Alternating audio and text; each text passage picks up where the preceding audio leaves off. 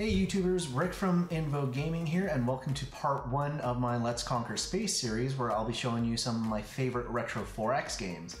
Now for those of you who don't know, 4X stands for Expand, Explore, Exploit, and Exterminate, a concept that you're probably familiar with in games such as Sid Meier's Civilization, Beyond Earth, and Master of Orion. Now the gameplay and mechanics in those games came about through a process of trial and error in these games, because back then 4X was an unknown genre. Nobody had really come up with a formula that just worked in things like diplomacy, tech trees, building and conquering cities, things like that, combat. So a lot of the concepts that we take for granted nowadays that are mature were really brand new things that developers tried out in their games. So in a lot of these games, you'll find the way that they handle those things pretty strange or inefficient or just don't make sense. But again, back then, nobody really knew what the proper way was to implement a working tech tree or a working diplomacy model. So for this video, I'm going to be showing you 3 of the earliest 4X games in my collection, which would be Imperium, Starfleet 2, and Stellar Crusade.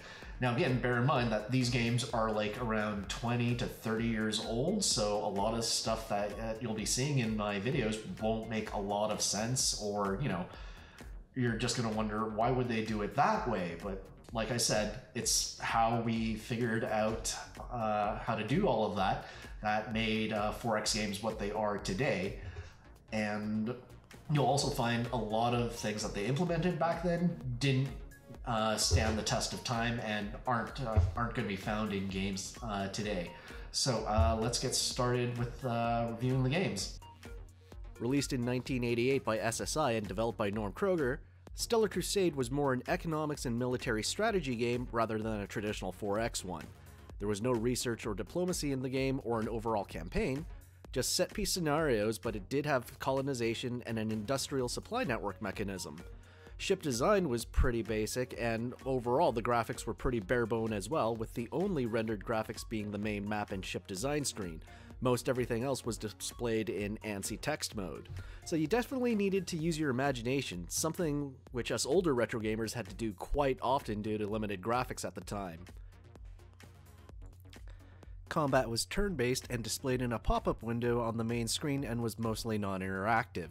Except for a couple of command choices, the battles were abstracted and the results shown as a series of statistics.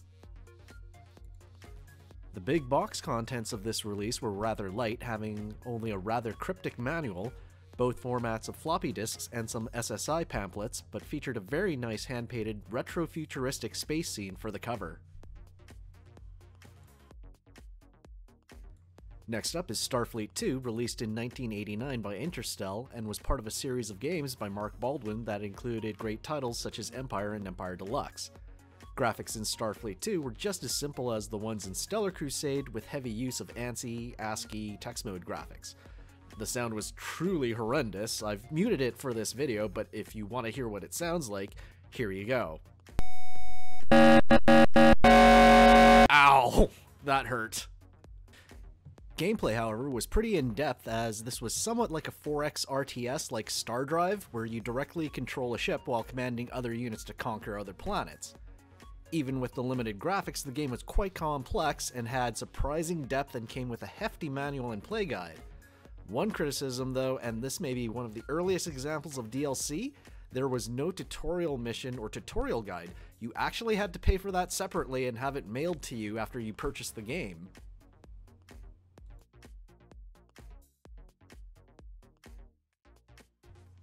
And finally, Imperium by EA, released in 1990.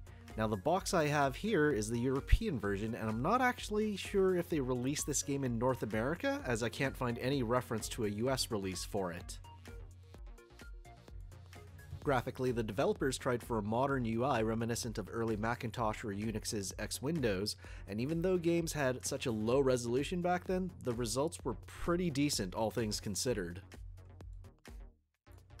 Gameplay in Imperium was more focused on managing the socio-economic and political aspects of your empire rather than the military, and the amount of detail and control that went into those aspects was amazing. Things like controlling propaganda and the news, granular control of the economy, and a wealth of options for diplomacy. Even modern 4X games have a hard time coming close to this level of detail. The military part was purely abstracted beyond designing of ships and ordering fleets around.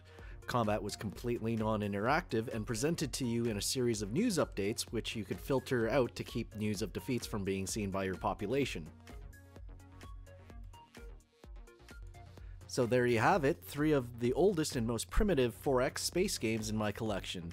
Now, while they're not for everyone, they are fun if you have the time and patience to deal with slightly counterintuitive and clunky UIs and precursor game mechanics. So thanks for watching, and if there's a retro 4X game you think should be in my collection, please leave a comment below, like and subscribe to my channel, and I'll see you in part 2.